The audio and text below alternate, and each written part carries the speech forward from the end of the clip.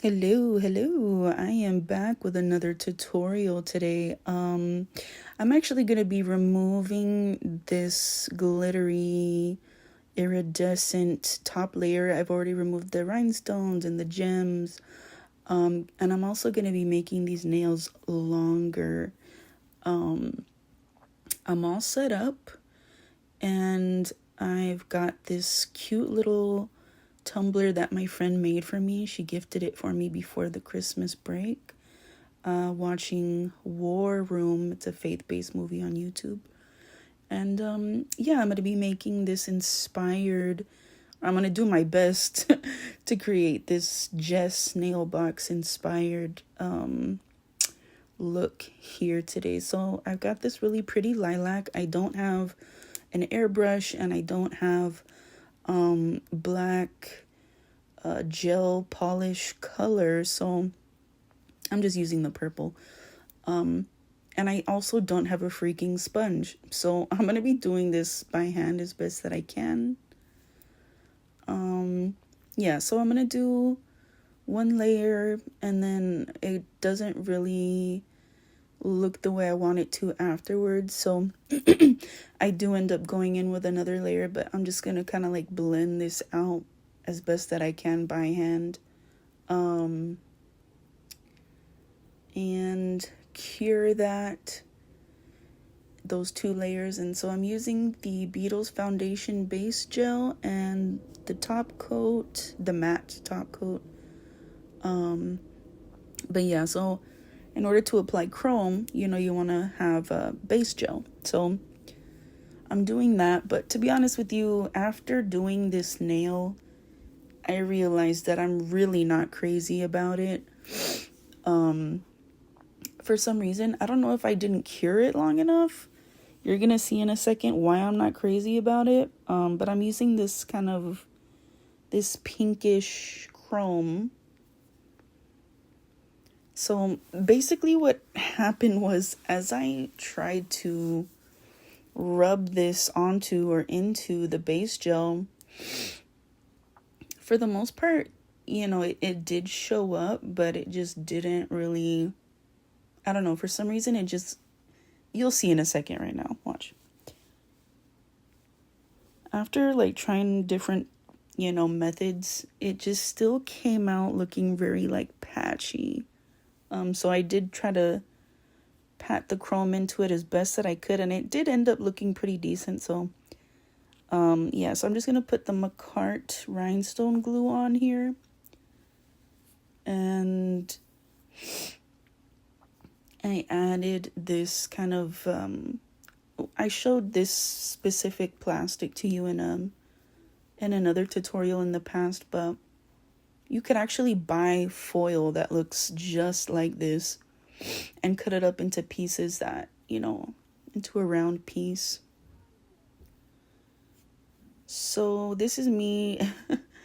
If you ever have like a brush that has like hardened gel on it, you can just use alcohol to clean it off for the most part. So that's what I'm doing here.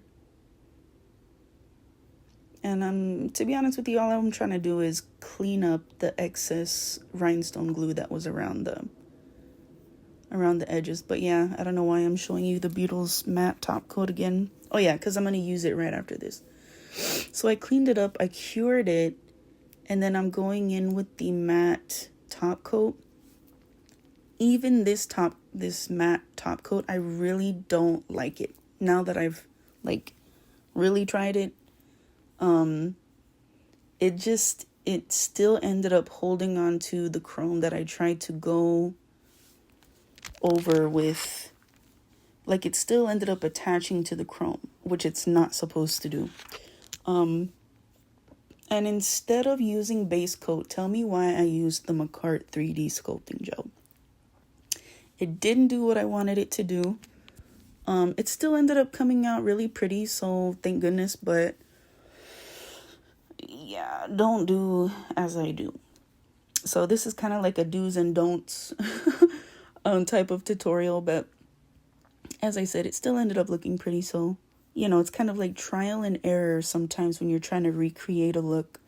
But yeah, so I'm just gonna create like a little design instead of making the beautiful lines that, you know, she made.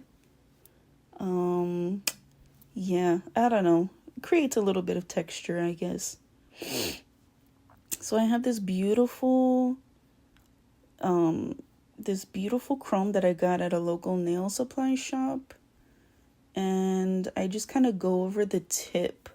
Really, I was trying to get it to stick to the 3D sculpting gel, but it really didn't. For the most part, it just stuck to the actual matte top coat, which, as I said, it's not supposed to do that. So in terms of like Beetle's nail polish, I do love their glossy top coats, you know, the regular top coats, but in terms of like the base gel and the matte top coat, I just kind of I'm not crazy about them.